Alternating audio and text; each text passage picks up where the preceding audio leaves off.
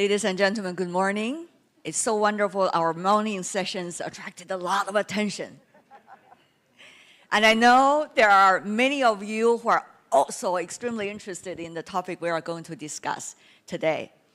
Thanks to the organizer having a very inclusive topics range, we are also having this topic on gender equity for growth. Now, the MC already introduced our panelists, but I would do it again just on the record, for the sake of on the record. We have Gita Sabharwal, who is the UN Resident Coordinator in Thailand. Thank you. And Ms. Kattiya Indaravijaya. I just learned her name, how to pronounce it. I hope it's okay, Kattiya. CEO of Kasikornbank, thank you. Last but not least, how could we have a discussion on gender equity without the other half of the sky? Yay, Tian Dattels, good to see you. So this is a wide range of speakers sitting on the stage. I would love to have them share with us why they're so passionate about this subject. Before that, may I just open by saying, gender equity is not just an issue of principle or fairness. It is actually pragmatism as well. Because when we're looking for growth of this region and of the world at a very difficult time, both halves of the sky, if they contribute equally, that will be something we have never experienced before. So with that note, I would like to open by asking Gita, why are you so passionate about that? In other words, tell us more about you in that direction. Thank you. Thanks a lot, Tian. Let me start by saying what an honor it is to be joining today's panel here to discuss the issue of gender equality to create growth, right? It's a great topic. And I also wanted to say that it's great to have CEOs discussing gender equality alongside hardcore issues of sustainability, net zero growth, and digital transformation. With that note, can we applaud also for the ladies and gentlemen sitting here? They are the CEOs paying attention to this subject. Everyone on the stage, shall we applaud for them? Yes, too? absolutely. Continue, Gita, sorry. Not at all. And this is my pitch to you as CEOs, pretty much, right? Before I introduce myself. My pitch to you is the fact that you are discussing issues of gender equality just shows how important it is. Recently, one of the largest investment banks decided not to go public with any company that did not have a woman board member on it. And they did it not because it made moral sense, but because it made good financial sense. And studies are now showing, and I know Tim is going to talk more to this, studies are now showing that the more diverse a company or an organization you have results in greater returns to profit. And your personal experience from peacekeeping, peace building, to now development also would be... And Tian, I'm only going to take a minute to talk about that. I'm the UN Resident Coordinator. I bring the UN system together here in Thailand, 21 UN agencies focused on delivering sustainable development goals here. Together, in close partnership with government, with the private sector, and civil society organizations.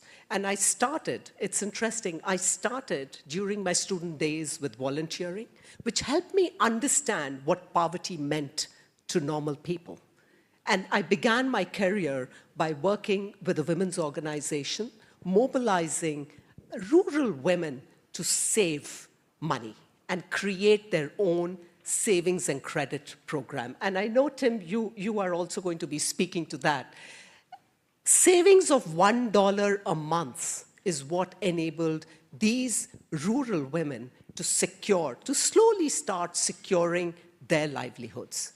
And to me, those 4 years that I spent in the remote parts of India remain my reference point in life, even today.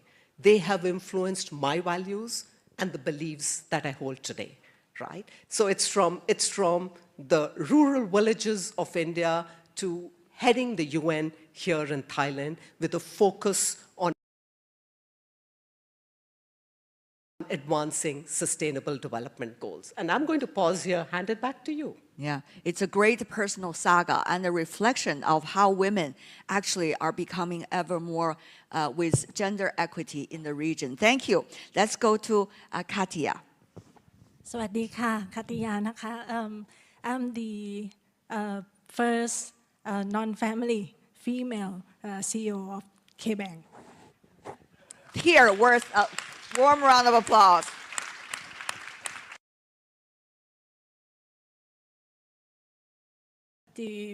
I think, I got this opportunity because of our former chairman and CEO and all the board of directors. So to say that is like, we need opportunities, we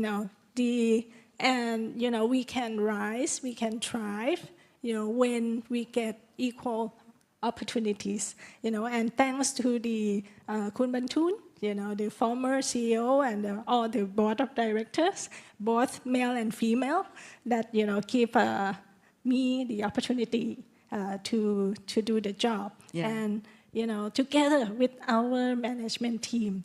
And a little bit about KBank. We are the first Thai commercial bank to sign the UN principle for responsible banking, first Thai bank in 2020. Including gender equity, of course. Yes, yes. And also the first and only Thai bank to be included in the Dow Jones Sustainability Index for 6 consecutive years.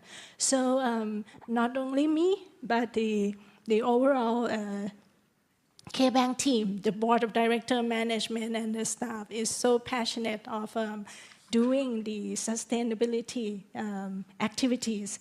And we just launched our strategy announcement that we will, we are the traditional bank which infusing DNA of the challenger bank, ready to serve the unbanked and underbanked customer, and also the new generation with the new idea. Okay, I think enough advertisement. No, I'm kidding.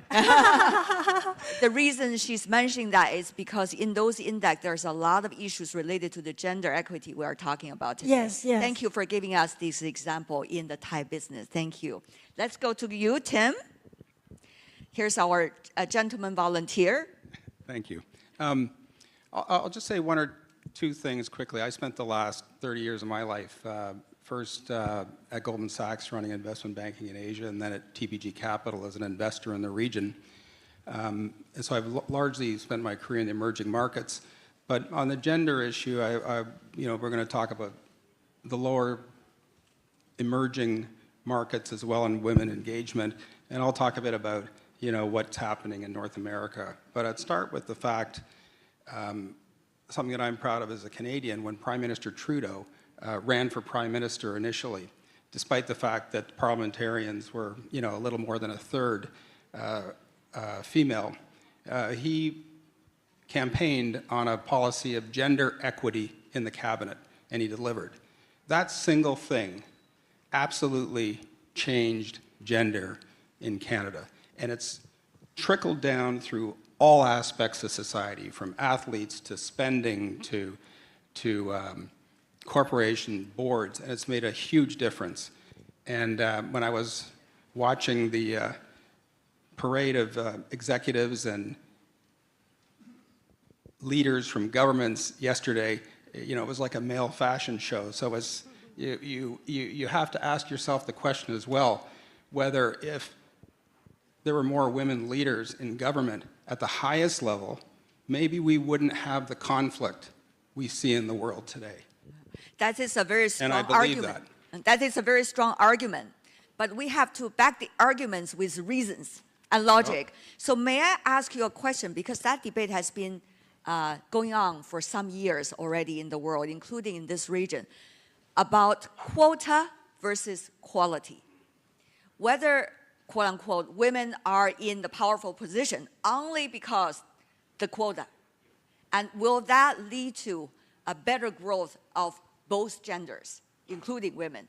Of course, genders, there are also many other issues involved, but I think today, with the biggest population, we focus on men and women. So whether that is an interesting question to debate on this stage. Tim, you raised it up. I want to follow up with Kattiya, for example.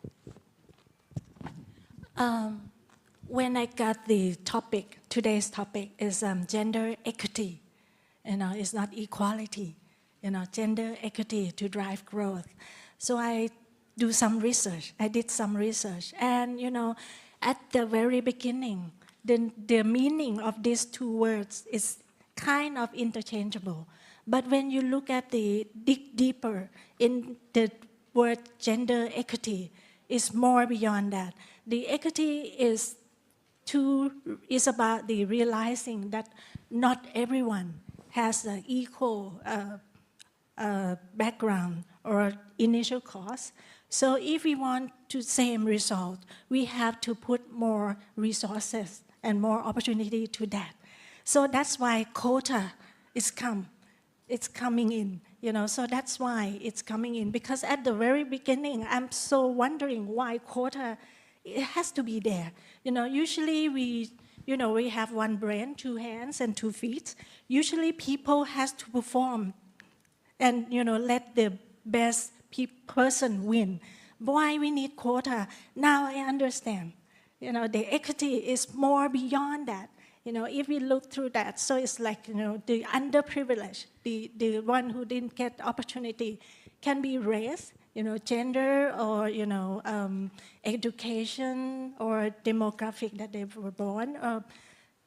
That's very important. So that's why quota is important for this issue. And because of this, when we talk about growth, it's not only the economy growth. It's about the well-being, and it's about the happiness. It has to be balanced, and we cannot, the country can't grow that fast and that high. However, there will be the larger income gap and social problem. For example, like crime and something like that. So everything has to optimize. And we might have a slower economy growth, but it will be more sustainable. So that's why the gender equity and many equity has to come in place, for sustainable growth. Quota to begin with, so that quality growth can be can be geared up with some engines. That's what you're talking about. Yes, yeah. What yes. about for you, Gita? Tian, quotas are not a bad word, right? Historically, if you look at it, it's helped get women into political space, economic spaces, right? And they have delivered. We've seen that across countries in Asia, and probably the time has come to move beyond quotas. And I want to start off with what the UN Secretary General did. When he took office, he was committed to having equal number of men and women in senior positions across the United Nations, right? He was committed to that, and he delivered on that. So we've got 90 men and 90 women in senior positions across the UN. And I'm a reflection of that. That doesn't mean that there's anything wrong with that. In fact, now the Secretary General is moving on to seeing how he can get equal number of men and women across the United Nations, across levels. Now, having said that, in today's world, with the kinds of crises that we have faced, I believe we need to focus on 3 other things, in addition to quotas. One is we need to focus on skills, getting women equipped with skills, ICT, STEM fields. We want more women in ICT and STEM fields where they are underrepresented, right? Secondly, excuse me, social protection is extremely critical.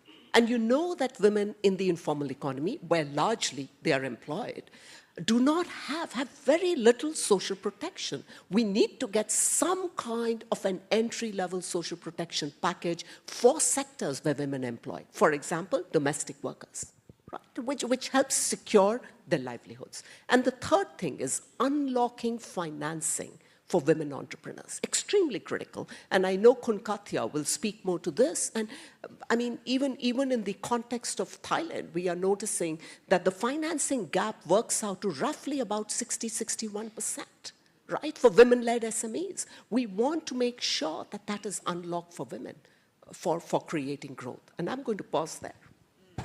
Tim, quota versus Yeah. quality. Is that the right question to ask? I agree that quota is not a bad word. And sometimes you have to force issues because humans hire and promote people more like themselves. It's a fact. So there's no either or here, because if you look at the top 300-400 organizations in North America, the organizations that have top quartile gender support outperform on value creation by about 27%. And that's a longitudinal study. So it's a benefit. The issue, I think, today at entry level is roughly balanced. But there's a problem at the first rung, because what's happening is in the C-suite, by the time women move along that progression to the C-suite, it's at about a quarter women in the C-suite now versus entry. And the key move is in that first step. And organizations have to completely rethink how they train people, how they hire, how they incent, and focus around gender. And it's taking organizations to repurpose themselves, including myself, I might add.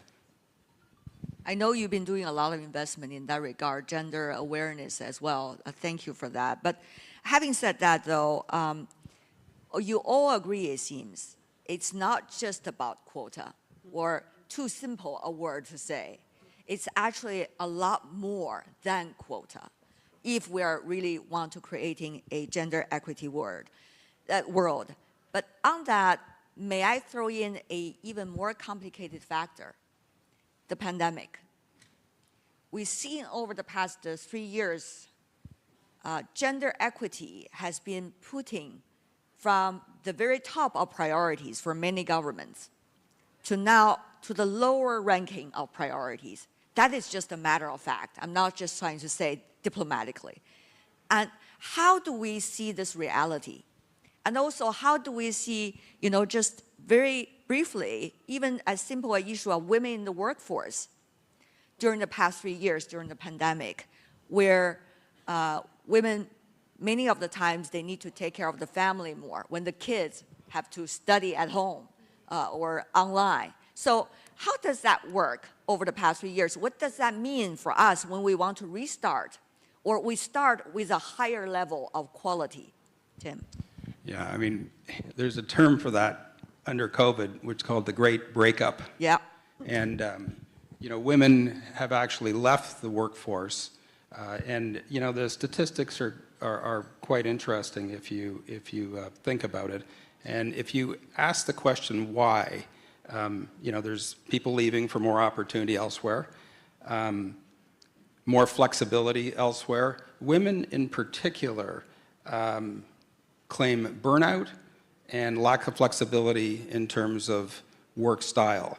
But to me, there's an opportunity here, because if you survey, in North America at least, 50% of males are either work in the office or work remotely or in flexible schedule prefer. Women prefer 67% flexible work pattern for many of the reasons that you're suggesting. So, to me, organizations, if they want to retain and motivate and see women go through the organizations and end up in the C-suite and therefore have more profitable businesses and more balanced hiring and recruiting and progression, have to think about not biasing against people that want more remote work. And with technology, it's completely achievable today. Completely achievable. So it's within grasp. But people are having so many priorities these days. If you are really running, I know you are really running a business, right? You are from Canada, ABAC. So many of the ladies and gentlemen here, they're running real businesses. There are a lot of things going on every day. sustainability. Of course, within sustainability, there's also gender equity. But how to make them into a systemic approach? How to establish that system so that many business leaders will be able to function? That is really the key here, right? So on that, I want to go to Gita to give us the answer, which we still do not have the answer yet. Thanks, Tian. I'm going to build off what Tim said and take that argument a little further, right? In today's world, right, especially in middle-income country contexts, the challenges that women face look very, very different from the previous generations, right? Which means that we need to bring to bear, especially in a post-COVID kind of a context, we need to bring to bear new thinking. We need to bring to bear innovation in addressing some of these challenges. And to me, there are two in particular that I want to highlight. The first is the structural barriers that women are facing, and specifically in a post-COVID context. Look at the labor force. Exactly what Tim said. We're seeing a declining work participation rate for women, right? And the gap is widening between men and women. That means fewer number of women to men that are working. In the context of Thailand, if I'm not mistaken, it's 59% of women that are working versus 75% of men in the labor market, right? And we are also seeing that a lot of women are dropping out of the labor market, which means that their opportunities to graduate, to progress into senior positions reduces that much more. And that's a structural barrier. And COVID has made it much, much tougher for women, right? The second thing linked to the labor market is informality that I mentioned, right? Persistent informality. Every other woman and I'm sure the numbers are much, much higher for Southeast Asia, every other woman works in the informal economy, right? Which means low pay, low skills, and very, very little social security. Structural barrier needs to be addressed, become even worse post-COVID. And the third element linked to this is the wage gap between men and women for the same job, right? Globally, if I'm not mistaken, it's 77 cents that a woman earns versus to $1 for a man for the same job, right? In Thailand, it's much better. But this wage gap needs to be bridged between men and women. And during COVID, it's again become worse, right? And my second point is violence against women, gender-based violence. During COVID, we saw a steep spike in gender-based violence. By default, you understand why it happens, right? And data is saying that every other woman across Asia Pacific experiences violence in some form or the other. Mm-hmm. And violence takes away the agency and the opportunity to participate equally. Again, a structural factor that has been inherent in society that needs to be addressed, not just at home, but even at the workspace. So I'm going to pause there. Yeah. I think COVID gave us some difficult times, but also give us the new opportunity as well. For example, like in Thailand, K-Bank, we do the survey. You know, we want our staff to come back for work. We do the survey, how they want to work. They say, you know, guys and, you know, guys and girls, that they say that, you know, we want to go back to the office only 3 days a week. You know, and they want to work from anywhere. They want to work from anywhere. So we have technology. We have technology to make that happen. You know, that, you know, they can be anywhere. Not even, you know, within the whole week, they don't have to come to the office. You know, so what I'm trying to say is, like, I was the middle management before, and life back then is so terrible. You have boss, you know, who's so demanding on their schedules, and you have work to deliver, and you have no time for your family, and you cannot manage anything. You know, actually, COVID introduced a new technology where women can do work wherever they want. And at the same time, they can, set parity and schedule to take care of the family, the kids, and also work in their free time. So meaning that, it can happen if, organization and everyone look at the performance, at the result. You don't have to check in, every day and, go 9 to 5. So I think that technology, that innovation that Ms. Gita mentioned will help a lot, and give more opportunity to, women to perform their works wherever they are. Technology is not the solution per se, but only when they are being used wisely and Yes. smartly by all of us. Having said that, though, you talk about capacity building, all of you, but how? When at this stage of economic recovery, the capacity building from your perspective, what are they? How they could be done in terms of gender equity for growth?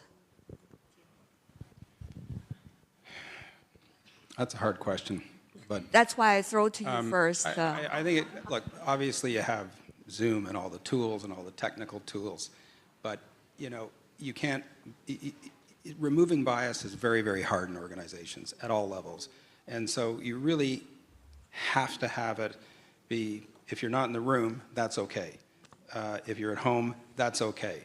And you have to train managers. It has to be in their critical evaluations at year end. You have to pay for performance around gender, and you have to manage it, you have to monitor it, and that's a whole rethinking of organizations. The other thing is that organizations are also powerful because they have massive supply chains. So what we've seen is organizations, like organizations used to do with labor rights with respect to gender. So they're analyzing supply chains, whether it's gender or minority, and to try to understand how can we drive gender, because we have as a corporation or an organization huge buying power, a huge ability to be able to affect not just our organization, but the whole chain. And I think that this is a complete change in the way companies are managing and thinking about it. And those that get it right will succeed at a higher level. The fairness, please, Kattiya.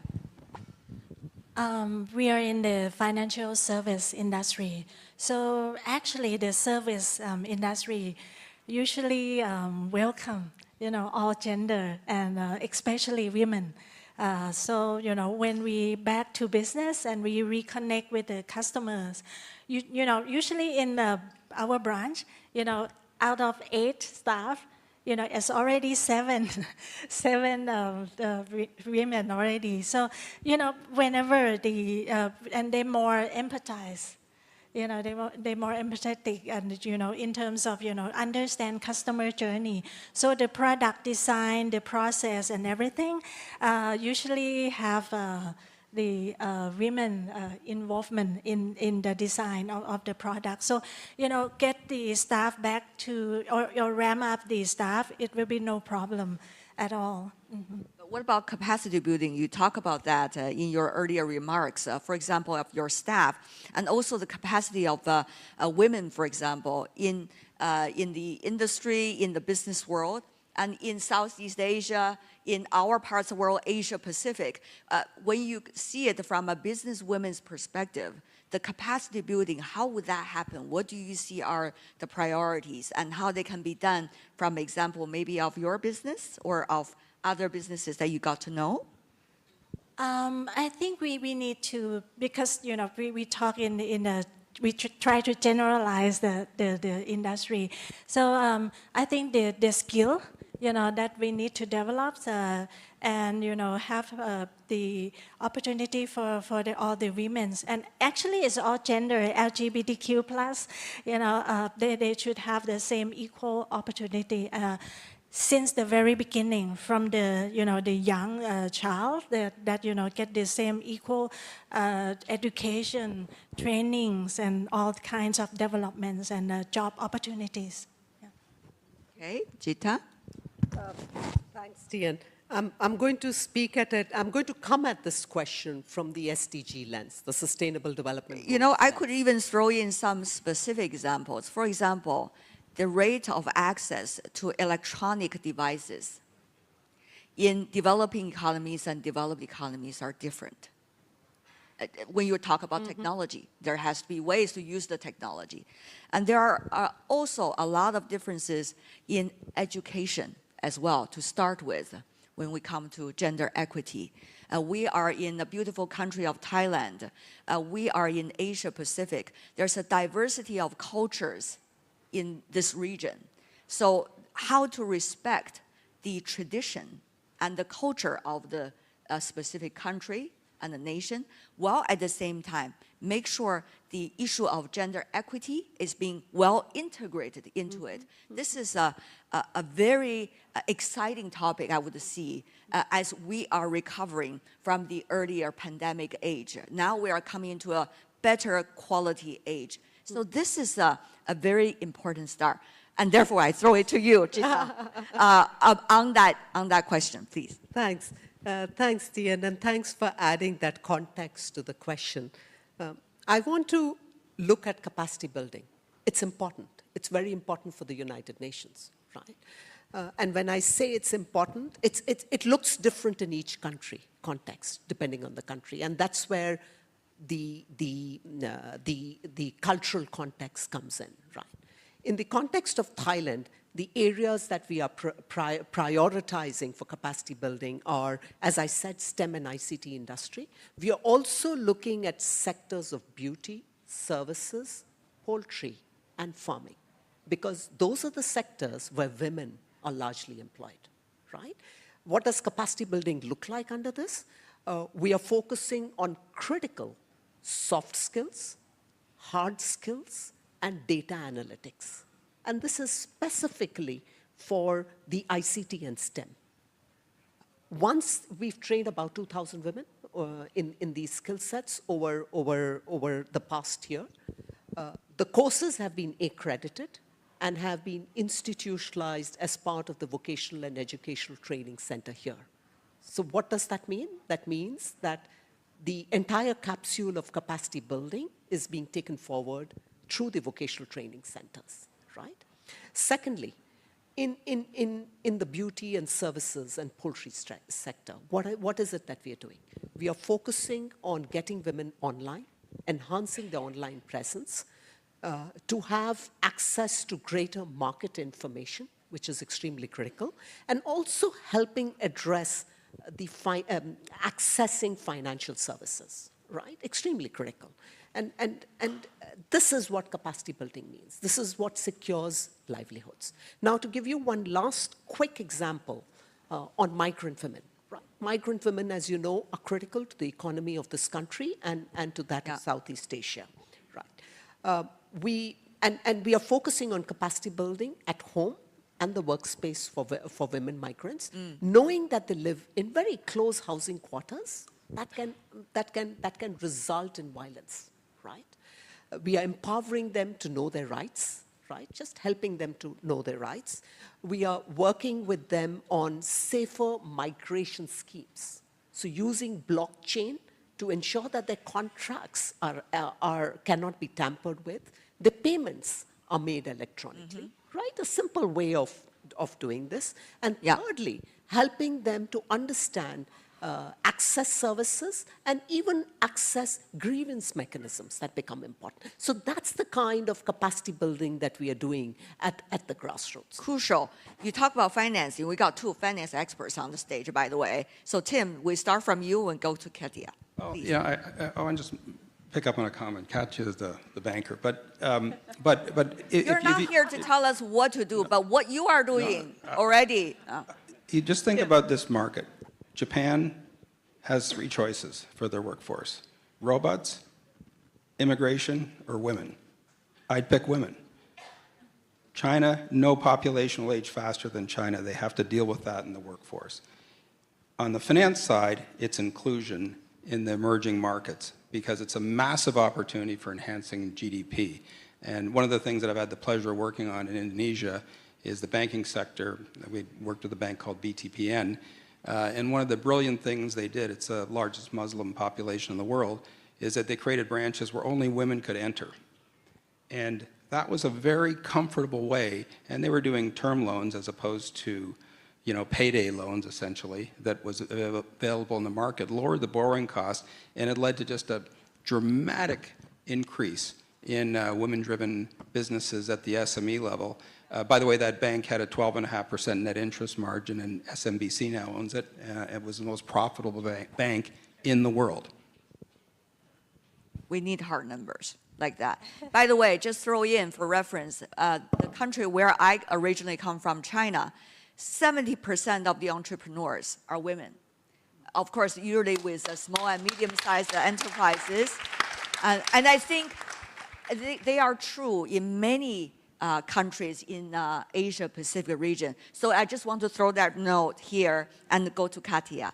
Yeah, like I said, we want to lend to the unbanked and underbanked. The numbers that you just present is inspiring. So, we are doing the test and learn in our, portfolio for the unbanked and underbanked. And maybe one of the portfolio, because this is already the hard number, but it's global statistics. So, in terms of, for example, KBank can issue gender bond. We need a hard statistic as well, the Thailand one. And we might have a test on the campaign on the, and the test, they have a group test group and the control group and see, which gender, have performed or, can be even more, race, demographic or, business or whatever. And, we show that with the hard number from our test and learn. And then we issue, bond. And it might, be interesting to, the investor. And, so because the bond, for example, the green bond, for KBank issue green bond, the same rate as the general bond. So, we hope that one day, the statistic of the gender bond and the general one, will be different because of this hard statistic that show that women, who is the owner or who run the business have a better result or pay us back more. I don't know, but that's we need to statistic to do that. The financiers are applauding right now, right? So my last question, since we only have about 3 minutes left, there are a lot of details I could go into, early answers all of you beautifully provided, but how to make sure gender equity is in the gene. It's in the genes. That we are not going to talk about gender equity every time when we come onto the stage, oh, let's talk about it. We don't have to talk about it anymore if it is in the genes. How could that happen? Can Asia Pacific region be a leader in that direction? Gita, briefly, everybody have 1 minute. Okay, thanks, Tian. And I'm going to throw a number at you because you threw a number at us. And my number at you is 43% of the CFOs in Thailand are women, right?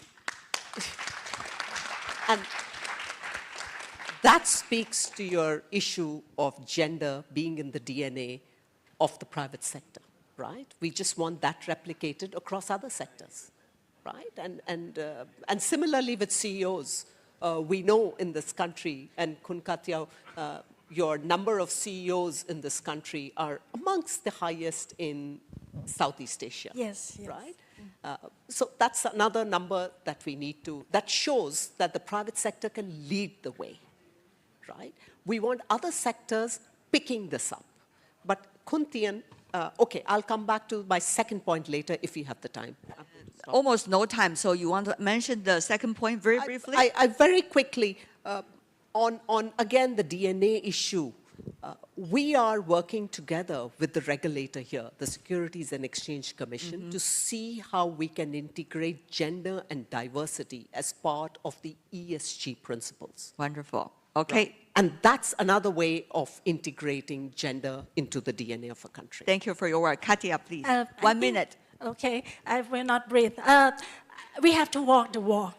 we have to walk the walk and we have to work together. So like I mentioned at the very beginning, I get this opportunity from my former chairman and this former CEO, who is a male, and all the board of directors with the mix of diversity of gender. So, we have to give everyone a chance, an equal opportunity. And, just to be scientific, the measurements, the plan, the execution, the relentless, execution through, the governments, the transition of the government, because the result cannot yield within one government period. So it's mainly the awareness plus systemic building in the governance, both for the governments and also for businesses as well. Thank you. Tim? Well, I'll be quick. If you look at North American post-secondary education, there's more women than men in post-secondary education. And yet, in STEM, right now, in engineering jobs and technical jobs, there's 2.5 times more men than women in technical jobs. And that's worsened in the last 5 years. Worsened largely due to COVID, but other things. It's just unacceptable. It's just management, it's process, it's focus, and it's got to start at the top. I think we have been having a wide range of discussions, but also focused on solutions. I see a lot of talks these days mainly focusing on challenges alone. As we know, that will not provide us with much opportunities. But I see a very progressive approach by our panelists today and many of the speakers during our APEC CEO Summit this year about providing solutions and share those solutions with everyone else. So on that note, I want to thank our panelists on the stage, but at the same time, to thank our audience for sitting here with us, listening attentively while playing with your devices. I know you are taking notes. And also, both the men and the women here supporting this very important issue, gender equity for growth. Ladies and gentlemen, it's not about slogan, it's about pragmatism. Thank you so much. Thank you, everyone. Thank you, Ms. Tian Wei, for moderating.